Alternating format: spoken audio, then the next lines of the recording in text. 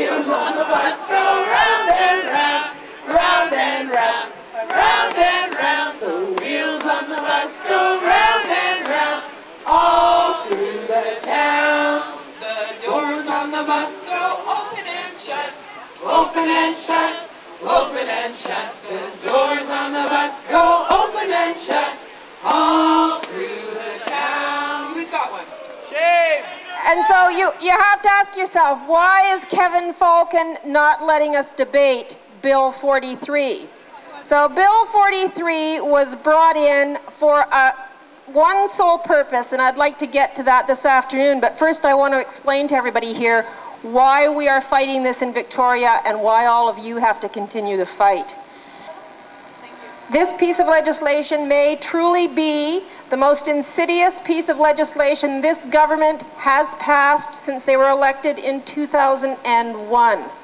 And the reason is that this bill has been created to take away the rights of your democratically elected representations at local government to make decisions about how your tax dollars are invested in transportation infrastructure here in the Lower Mainland. By this bill, Gordon Campbell and Kevin Falcon are taking away the democratic rights of your mayors and councillors to determine how your tax dollars are invested, and instead they are going to give it to a handful of their friends who will be appointed to run the TransLink board.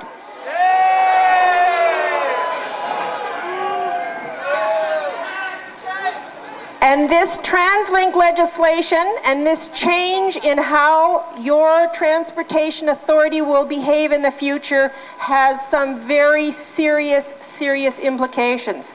First and foremost, this board of business-appointed friends of Gordon Campbell and Kevin Falcon are going to be given powers that are equal to a municipality. It says right in the legislation, authority and power equal to a municipality.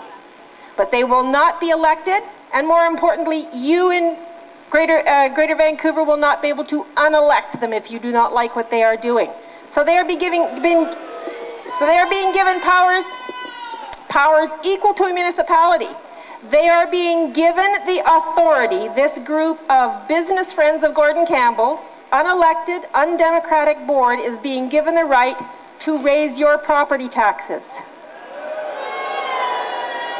This group of unelected, undemocratic business friends of Gordon Campbell's can reach into your wallet and take your hard-earned dollars to pay for infrastructure without your authority and without any kind of accountability. In addition to that, in order to raise money, they are going to have to raise transit fares. Because in fact this board, the legislation says that this board has to raise property taxes and raise transit fares before they can get any kind of gas tax. They have to do those two things first before they can get gas tax. Richard Hussein, you're running for the Green Party of BC from the Green Timbers, Surrey. Now, we're talking about transportation, and the question is, what do you think about the administration, this switch from elected officers, local officials, and to appointed business people to administer the transportation system, specifically TransLink in Vancouver? Yes, yeah, I believe it switched over from in November 2007 from an elected board to an appointed board, which I think that kind of strays away from the democratic process, and that kind of moved. I believe like things have kind of slightly gone downhill for the public since then. You'd see more increases in management and CEO pay, and less service provided to the public since around that time. I think it should go back to an elected board with municipal representation and representation from the public in general. I think TransLink was going in a better direction in that. So if you're elected, you would advocate for the democratization of administration of transportation. Definitely, definitely. I mean, I mean, as you know, I live in Surrey. Surrey is south of the Fraser, and we're bombarded with all types of public transportation issues. Most recently with the a Portman Bridge construction, and you're seeing a trend where traffic is not actually using those provisions on the Portman Bridge or even the Golden Ears Bridge. Traffic is actually being diverted voluntarily by commuters going onto the Patello Bridge, going onto the Alex Fraser Bridge in an effort to avoid tolling. It's clear that people don't want to pay tolls. The cost of living is quite high as it is. And it's unfair for people who are commuting from Surrey to other areas of Metro Vancouver to pay these tolls, where in some cases it can amount up to an extra $2,000 per household just for daily commuting. So how much authority do the mayors of all the cities have to control this new appointed board? None. So you're just rubber stamping whatever they're saying and doing? Exactly. And what we do have we have the authority to keep giving the money. And so these supplements that come to the Mayor's Council are in addition to the monies they were already permitted to take without consultation. So they raised fares, they raised gas, they raised property taxes. They did all of those things within what they were allowed to do. How would you change it? Well, I mean, it's unacceptable that we have a private board making decisions about public transportation in secret. I mean, it's an issue of taxation without representation. There's an inability of the municipal governments to control the agenda. You say in secret is because you don't know what they're negotiating? You don't have any access to what they're doing? No, the public doesn't have any access, the press doesn't have any access, and even I as a mayor don't have any access to what they're doing. They have their behind closed door meetings, they make decisions. It is a ticket for problems because you aren't making your decision in public. So the public isn't aware of what conflicts may arise, of whether or not there are ulterior motives for the decision that's being made. They don't know that the decision may be made because of pressure put on by the provincial government. So, we're left out of the picture, and yet they're spending our money on an ongoing basis. If we did all of our meetings as a council in secret, the public would be up in arms and the media would be screaming like stuck pigs. But for some reason, because the provincial government has done this with the Board of TransLink, the mainstream media seems to accept it as being perfectly all right. And the public hasn't yet, I think, gotten to the stage where they're ready to man the barricades over this. We're too comfortable with our standard of living that we don't worry about those things. Well, people don't realize what they have until it's gone, and oftentimes they won't protect the values that have built the kind of democracy that we sustain, and eventually they find out that they've lost them incrementally. And this is obviously a case where incrementally they're losing the right to determine public transportation in their own city. How much of this is because of the private-public partnerships that the provincial government is pushing into the cities? Massively. I mean, the Canada Line is a major contributor to the deficit that they're running right now. When you look at the contribution of municipalities to the Canada Line, it reached about $1 billion. So you had $400 million that was promised by the municipalities to purchase the original interest in the line. But then you had about $600 million, $700 million that was borrowed by the private sector and has to be paid back in a long-term debt. Just like borrowing the money at the bank, only you're borrowing from a private company at a higher interest rate. 30 years term or something like that. That's right, but you're borrowing it at 10% instead of 5%.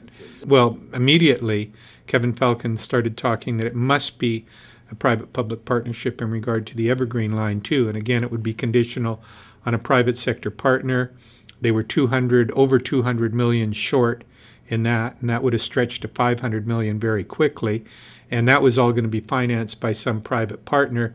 I really believe that P3s are a wonderful thing.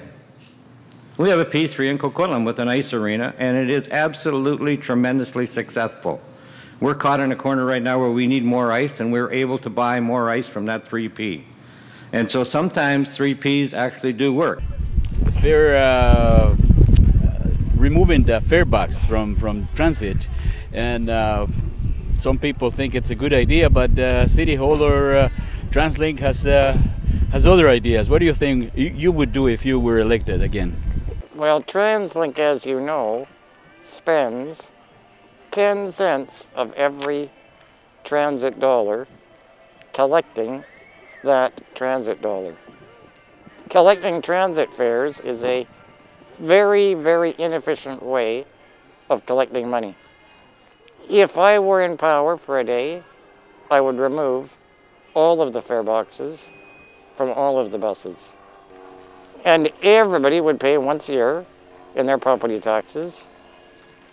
That would increase usage enormously. It would improve the efficiency of the bus. Loading would be much quicker. It would reduce the cost of operating the bus system.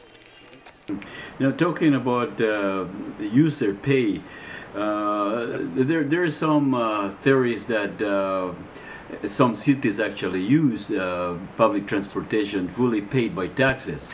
In other words, Yes. there is no fare to go into the public transportation. They're basically free. Of course, we pay by taxes, but they are free. What's your position, or the Green Party's position, on 100% tax finance transportation, or user-paid service, which would be the privatization of it, or both, a little bit of each? Where do you stand? Yeah, I mean, it could end up to be a hybrid system. I mean, this year's provincial budget provided by the Liberals cut approximately, I think, $13 million out of public transit investment. And, you know, the key to improving and expanding public transit and developing a sustainable and fair funding formula, you know, carbon tax revenue could be used as towards transportation, public transportation initiatives. You know, and like you said, road pricing, congestion pricing, and parking pricing might also be an answer as well. I mean, we need to move into a less, you know, carbon-intensive transportation paradigm where we're seeing less greenhouse gas emissions from the way we're transporting ourselves and goods across the province and regionally too. So you think it's possible to have 100% fare-free transportation? I think it's possible. There's certain things that need to be looked at, of course, like land development, planning definitely needs to look at. Their communities need to be built and planned based around public transit, not on reliance on fossil fuel powered vehicles. If you increase property taxes, some homeowners might not like that idea. Well, they might not, but what they would be getting in return is a free bus system. Fewer traffic, less traffic congestion, quieter neighborhoods, and an improvement on the climate. Another obstacle that I hear from technologists and bureaucrats is that if the bus were absolutely free, there'll be a lot of hooligans making havoc out of the transit riders. Do you think that's a fair fear? I don't think it's a fair fear at all. Let's try it and see. Well, I usually compare it with parks. Parks are free. We should start charging to make only the well-meaning people come to the parks. Exactly. You raise a very good point. Yeah. I actually compliment the federal government, the provincial government, for putting the money forward to allow us to build a metro system that we so desperately need. And I really believe that P3s are a wonderful thing. From the beginning, we've said that we believe that the transit system in the Lower Mainland needs to be rebuilt, that infrastructure certainly has the support of us, as many others, but as we've said from the beginning, this is what we believe to be a very bad business plan. As speakers have said prior to me, there has really been no information. Really don't feel very good about the decision that you're about to make. And I've said to some people that, 2 out of 3 didn't do it. And unfortunately, I think the ideology of a public-private partnership has been drilled into your minds from the provincial government. I want to say that very clearly, that there's something more to this than I think the public will know. And perhaps at the end of the day, we will find out all of the kinds of things that have happened as a result. I don't want to spend very much time because, quite frankly, I'm disgusted with this process. It's unfortunate that this needs to go forward so quickly.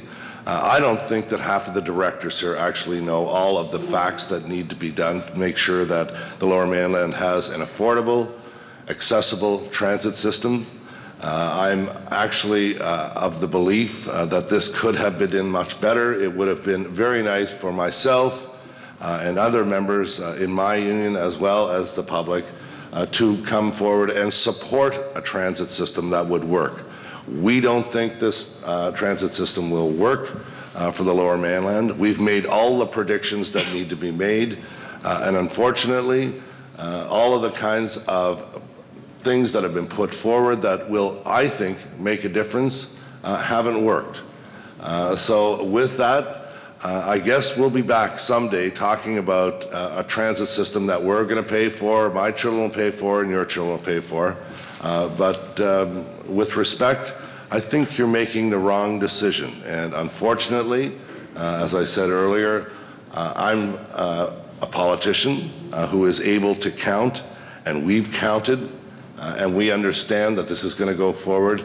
And God help us all, because I really think the decision that you have made to put this public-private partnership in place is nothing less than a sham for British Columbians.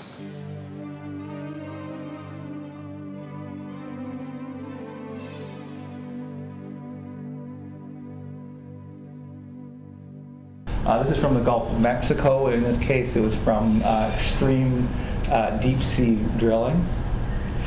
And I want to actually suggest that we need to take a step back from that, because those problems are actually not the key environmental limits that we're coming up against. It's not the key problem that our system right now is causing.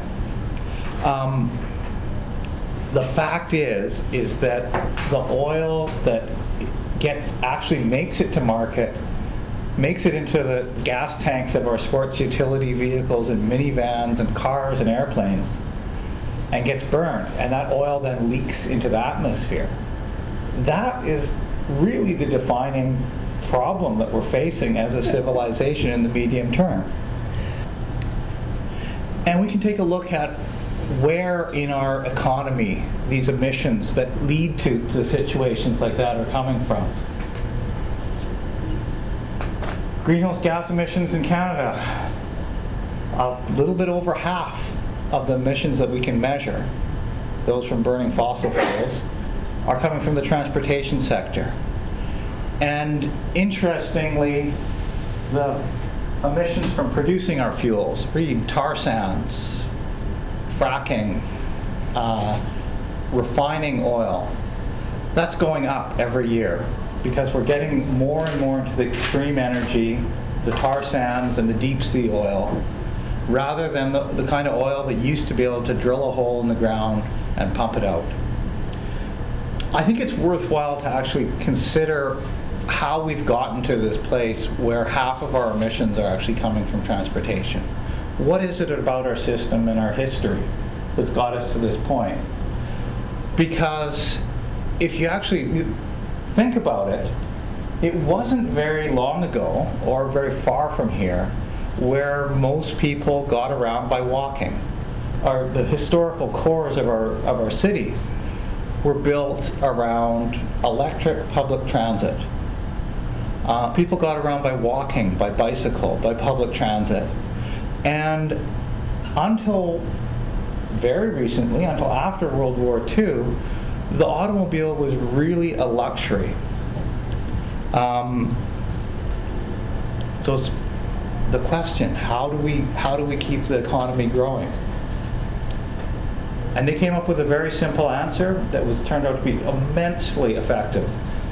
And the economists of the time, the politicians of the time, were completely open that the movement towards automobility, the introduction of the modern advertising, or the unleashing of the modern advertising industry which had been developing since the 1920s, the introduction of consumer credit, and massive, unheard of public investment in roads. All this was designed to keep the economy growing. And they weren't shy about it, that it was about getting people to produce more, to consume more steel, more rubber, more oil, all of these things that there was too much of at the time. There was a fear, that the oil industry would collapse after the war, that the people working in that industry would be unemployed. It's a really, to me, it's a really amazing moment in history that we've gotten to this point through this deliberate policy, and the part of this that's still continuing, one of the most interesting parts, is the road building. I don't know if people noticed, but there has been this great controversy in the past about, could you create these systems that would not become congested, freeways, free-flowing freeways. That was never the point. The point of these massive investments in freeway infrastructure in the suburbs was to spur on the growth of the capitalist economy, and from a more left-wing, more social democratic position, to produce employment for people working in the oil industry and manufacturing.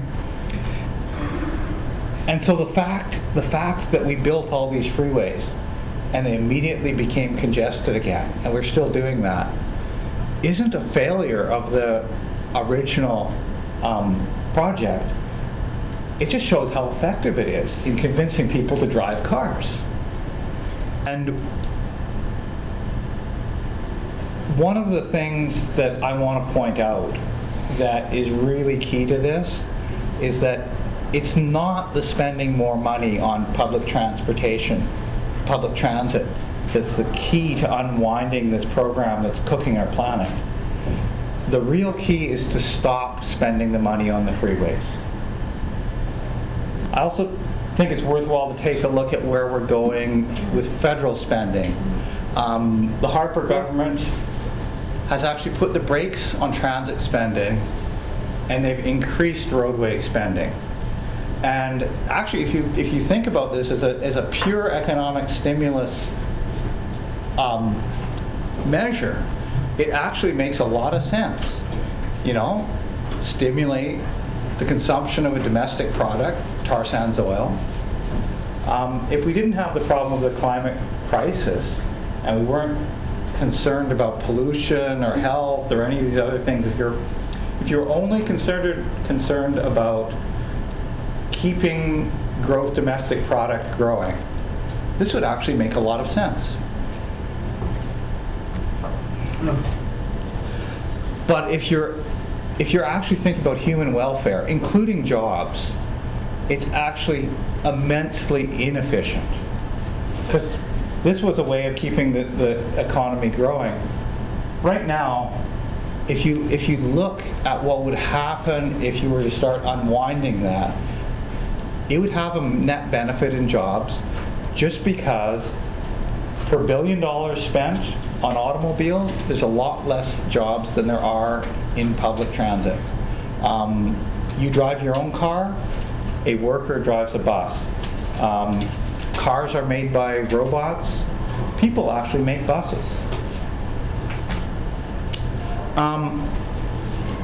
So what I'm proposing, what we're proposing in this transportation transformation paper, is a very simple shift, and which is just to start unwinding this idea of infinite growth and start moving towards an economy that doesn't need to grow in order for people to prosper.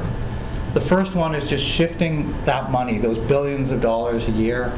Rough estimate, I think federally we could probably shift $10 billion a year out of highway expansion to transit. How much of our public space is now devoted to the automobile, is now devoted to spurring the consumption of tar sands oil, spurring consumers to buy automobiles, and actually start putting it over to the kinds of efficient transit, low carbon transit, that also have health benefits.